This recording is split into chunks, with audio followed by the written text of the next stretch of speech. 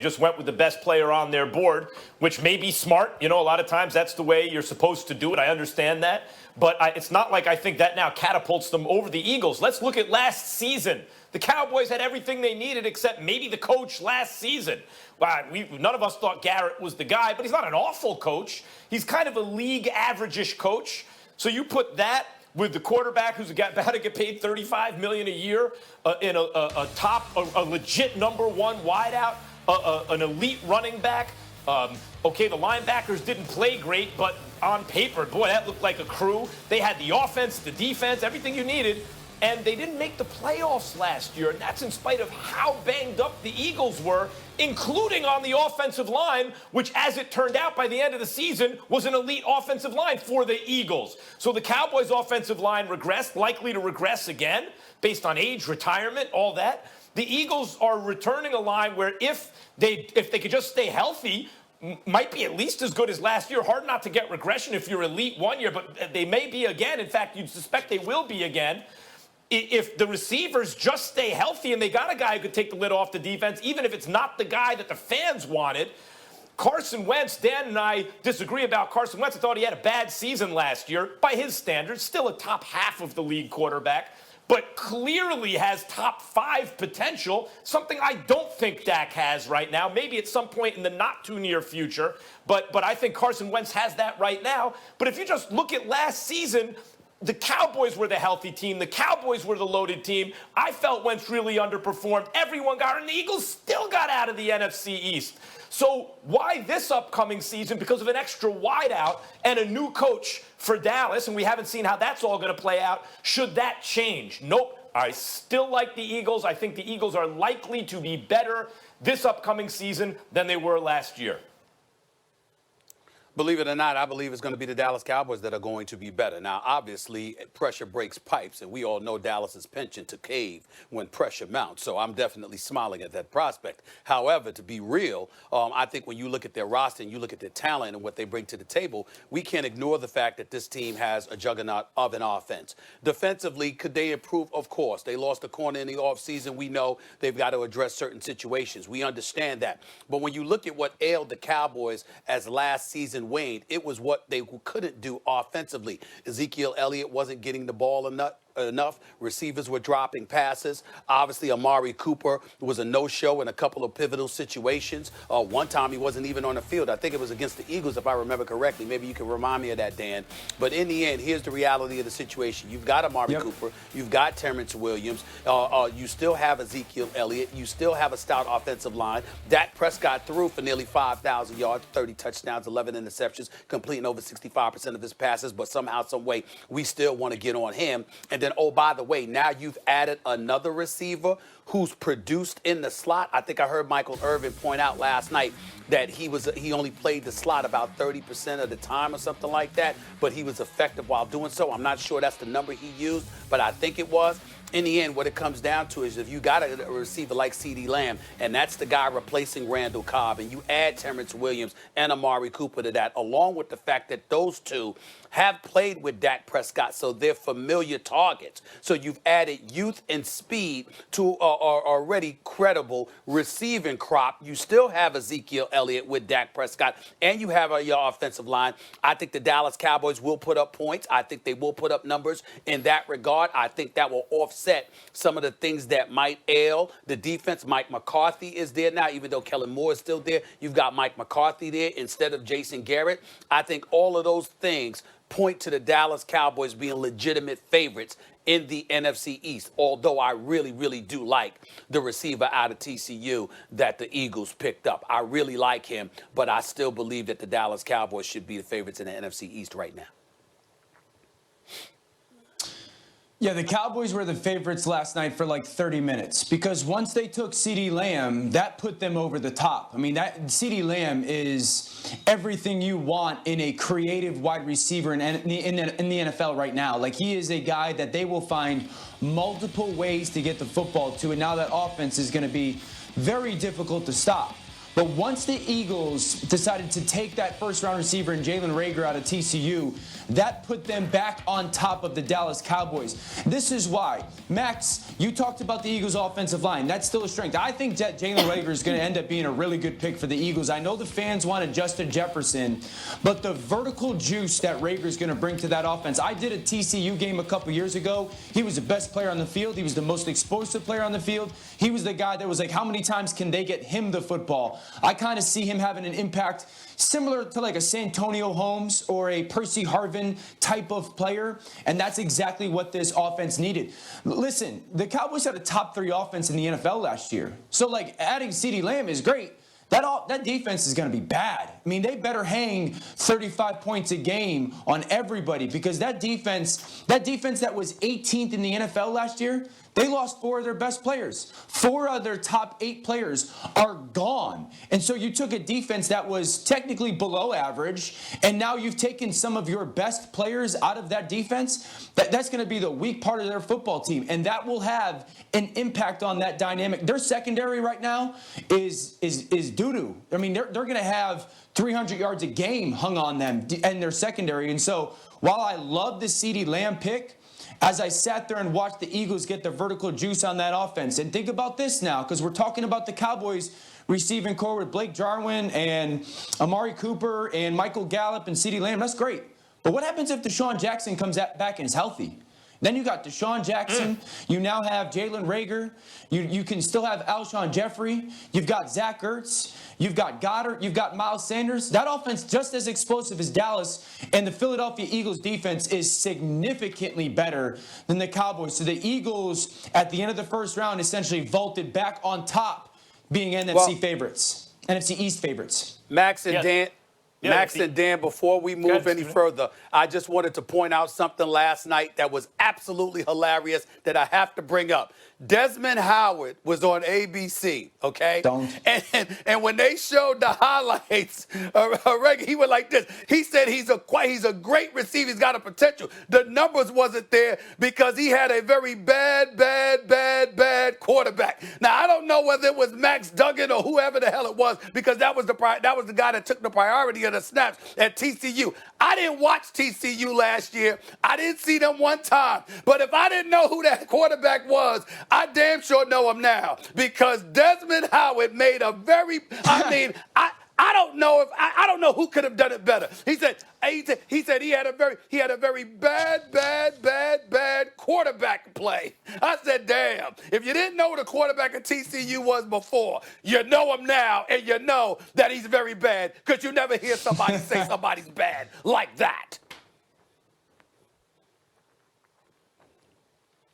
All right, we'll leave it there. No love for Danny Dimes or Saquon. I mean, he's a true freshman at TCU, and he was one of the worst quarterbacks in the country. I want to make a quick mention. Obviously, your partner in crime, Todd McShay, was not there. He's fighting COVID, and I just want him to know that we all wish him a speedy recovery. He certainly was missed. And, Mel, I want to start with the quarterbacks. Obviously, 3 taken in the top 6, and then that bad man, went to Green Bay. Mel, which quarterback is in the best position to succeed? I'll tell you what, I think it's Joe Burrow to the Cincinnati Bengals. And I'll tell you, I was dismayed. I was upset at the audacity of some people to claim that the Cincinnati Bengals are the worst place in the NFL for a quarterback to go to. Do those people not realize that the Bengals have had 6 10-win seasons since 2003 when they drafted Carson Palmer? That's the same number as the Dallas Cowboys and more than the Chargers, Giants, and 49ers were in the Super Bowl last year. And do those same people not realize that the Cincinnati Bengals quarterbacks since 2003 have thrown 414 touchdown passes for 13th best in the NFL during that time period? That's not 32, 25, or 20. But people want to keep preaching that the Cincinnati Bengals are the worst place for a quarterback to go. I am incredibly upset by that kind of talk. And whoever said it, I want to talk to that person right now. Well, you talking to him now. I mean, Mel, ain't nobody hiding. It would be me, Mel. I would be that guy. That would be me, Mel. What a shocker. I appreciate it. And listen, let's be very, very clear.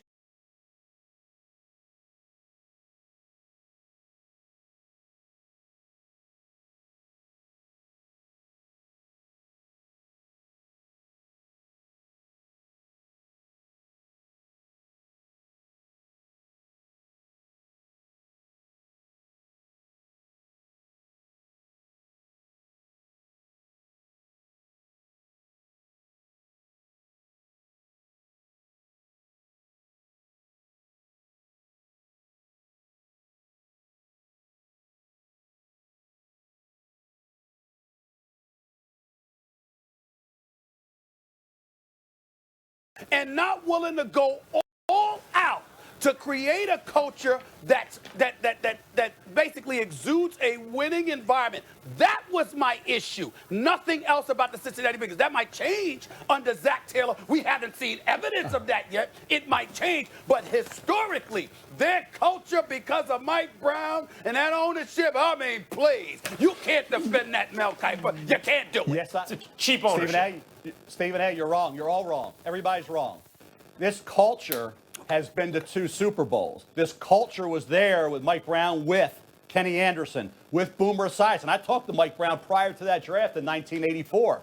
Boomer Esiason, a few years later, was in a Super Bowl that they almost won had it not been for that great drive in the final minute by Joe Montana. Wait a minute here. And then, after that, you mentioned Marvin Lewis. Marvin Lewis has had some bad luck. Carson Palmer was hurt against the Steelers, okay, early in that game. Vontaze Burfict with the penalty against the Steelers when they thought they had that game won. Like Marty Schottenheimer had bad luck with some fumbles in the Elway drive. Hey, you're not a loser when you have bad luck in the playoffs. You're not a loser when you lose that way in the playoffs.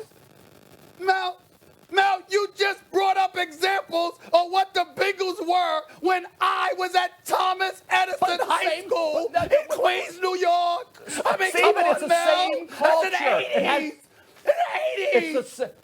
It's the same culture then as it is now, the way they do. Mike Brown is still good. Mike Brown, do you realize it's the same culture that was the 2 Super Bowls? 4 teams in the NFL have never been to a daggone Super Bowl. They've been to 2. Carson Palmer had success. Andy there are Dalton had 32 success. teams.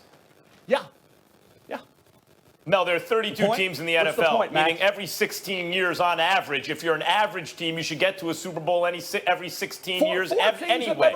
Every 32 years, you should win one. But those so four organizations are even worse. But the Bengals but they're not brought up. significantly below average. But the Bengals are significantly. The answer to the question, which quarterback is in the best position to succeed, is Tua Tagovailoa. He's going to a program, for lack of a better word, to a team that who looked like we were asking the question seriously. We weren't the only ones asking, is this Dolphins team going to be the worst team of all time? It looked like they quit, but they had a coach who got it together, and they traded away talent mid-season, some of their best players, but they got it together, rallied, won 5 games, including a must-win game for the Patriots on the last game of the season. Yeah, who's calling me? Right. Mel Kiper, hold on, Mel. Yeah. Mel Kiper Jr. brought up the Bengals, okay? And their success at a time when I showed up to school with a dashiki on. That's how long ago that was, Max. That's how long ago that was. The Bengals ain't been in the Super Bowl since 1988. Come on, Mel. Are you kidding me? Listen. Don't talk. Just listen for a second. The Bengals have made the playoffs 7 times since 2003. 7 times since 2003, Stephen A. Only 10 teams have made the playoffs more than that. And that's since 2000. The Browns have had 0. The Raiders have had 1. The Dolphins have had 2. So only 10 teams have had more playoff appearances than the Bengals since 2003. Not 1893, 2003, Stephen A. So this When's the last time they won a playoff game? Living in the 80s is When's the last time they won a playoff game? They're in the playoffs. They didn't win. Marty Schottenheimer was a heck of a coach. He had bad luck. He didn't get to the Super Bowl. Would you rather be a team never gets to the playoffs, but nobody's going to talk about you? But how dare you get to the playoffs and lose? You got to be the worst in the league if you do that. They're a below-average franchise. Right. I mean, there's no way around that. You could argue they're not as bad as advertised, but they're below average. Don't single them out. Well, then there's a lot of below-average franchises in the NFL then. Yes, there are some below-average franchises. They're one of them. Yeah. Can I get back to Tua for a second or no? Can we talk about Tua Tagovailoa for a second? I'm not. Tua is set up in Miami. Go ahead, Max. Tua is set up in Miami, a team that, as I said, showed the pluck to keep fighting late in the season. It looked like it was beyond lost, like it was going to be an historical embarrassment. They added pieces through free agency in the offseason. They go into the draft, get him a tackle, get him a corner. Now, these guys aren't like, this year they're going to be amazing. But this is a team whose culture is headed in the right direction and who now has potential stars at some of the most important positions. The Dolphins, not just this year, but over the course of this Tua rookie deal, are set up to challenge for a Super Bowl if Tua doesn't get hurt. That's the big question mark. But they set him up lovely.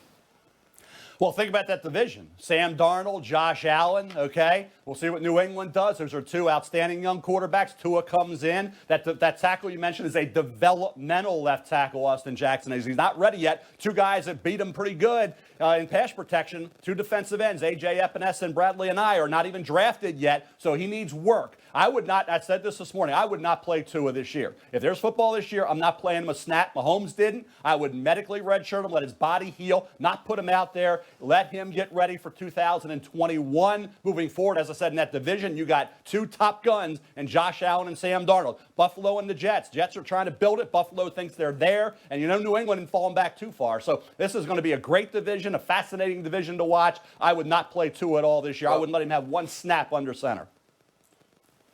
I can't just summarily dismiss Justin Herbert and where he ended up. This guy's going to end up with the Chargers. You got Keenan Allen, you got Mike Williams, you got Hunter Henry, you've got some team. You lost Melvin Gordon, but you still got some weapons offensively, and we know what their potential is defensively if you can just move the chains and give them some kind of offense to supplement them or support them in some way. So I think that we